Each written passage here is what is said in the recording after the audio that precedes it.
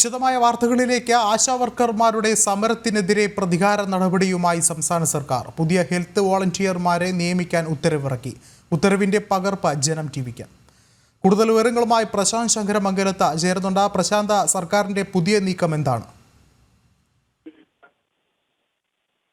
വിഷ്ണു, ആശാവർക്കർമാരുടെ സമരം തുടർന്ന സാഹചര്യത്തിലാണ് സർക്കാരിന്റെ ഒരു ഉത്തരവ് പുതിയതായിട്ട് വന്നിരിക്കുന്നത്. അതായത് സമാനമായ രീതിയിൽ പുതിയ ഒരു വോളണ്ടിയർ സംഘത്തെ, അതായത് ഈ രോഗപ്രതിരോധ സംവിധാനങ്ങളടക്കം ഗ്രാമീണ മേഖലകളിൽ വിപുലീകരിക്കുന്നതിന്റെ ഭാഗമായിട്ട് ഒരു ആരോഗ്യ പരിരക്ഷാ സംഘം എന്ന നിലയിൽ ഒരു സംഘത്തെ രൂപീകരിക്കുന്നതിനുമായുള്ള നടപടിക്രമങ്ങളുടെ ഭാഗമായിട്ടാണ് ഇപ്പോൾ ഒരു പദ്ധതി രൂപീകരിച്ചിരിക്കുന്നത്. അതിൽ സ്റ്റേറ്റ് മിഷൻ ഡയറക്ടറുടെ ഒരു ഉത്തരവാണ് ഇപ്പോൾ വന്നിരിക്കുന്നത്. സമാനമായ രീതിയിൽ ഈ ആശാവർക്കർമാർ ചെയ്യുന്ന രീതിയിൽ സമാനമായ രീതിയിൽ ഈ പ്രാദേശിക തലങ്ങളിൽ ഈ സാംക്രമിക രോഗങ്ങൾ തടയുന്ന അടക്കം മാതൃ ശിശു ആരോഗ്യം അടക്കമുള്ള കാര്യങ്ങൾ അത് നിരീക്ഷിക്കുന്ന അടക്കമുള്ള കാര്യങ്ങളിലേക്ക് ഒരു സമിതിയെ രൂപീകരിക്കുക എന്നതാണ് ഇത് ലക്ഷ്യം വെക്കുന്നതാണ് ഇപ്പോൾ പ്രാഥമികമായിട്ട് നമുക്ക് മനസ്സിലാക്കാൻ കഴിയുന്നത്. ഡോക്യുമെന്റ് പൂർണ്ണമായിട്ടത് പഠിച്ചു നോക്കിയെങ്കിൽ മാത്രമേ ഉള്ളൂ സർക്കാർ എന്താണ് ഉദ്ദേശിക്കുന്നത് അടക്കമുള്ള കാര്യങ്ങൾ നമുക്ക് കൂടുതൽ വ്യക്തതയിലേക്ക് വരാൻ കഴിയും. എന്നാലും ഇതിന്റെ ഒരു ഏകദേശ രൂപം എന്ന് പറയുന്നത്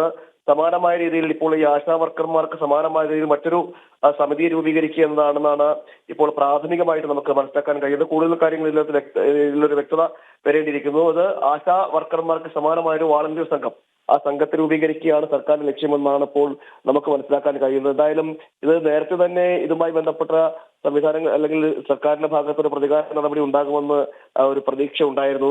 കാരണം ഇത്തരം ഈ സമരം ഇങ്ങനെ തുടരുന്ന സാഹചര്യത്തിൽ വലിയ രീതിയിൽ സർക്കാരിന് ഒരു നാണക്കേട് ഉണ്ടാക്കുന്ന സാഹചര്യമുണ്ട്.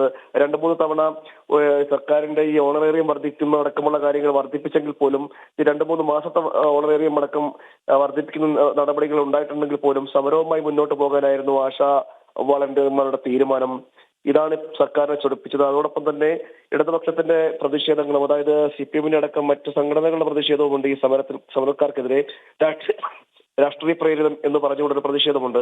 അത്തരം സാഹചര്യങ്ങൾ നിലനിൽക്കുമ്പോഴാണ് ഇപ്പോൾ സർക്കാരിന്റെ ഭാഗത്ത് തന്നെ ഇത്തരം ഹെൽത്ത് മിഷന്റെ കൂടി ഭാഗത്ത് നിന്ന് ഇങ്ങനൊരു സംവിധാനം കേരളത്തിലെ ഈ Ayushman Bharat health and wellness സെന്ററുകളുടെ കൂടി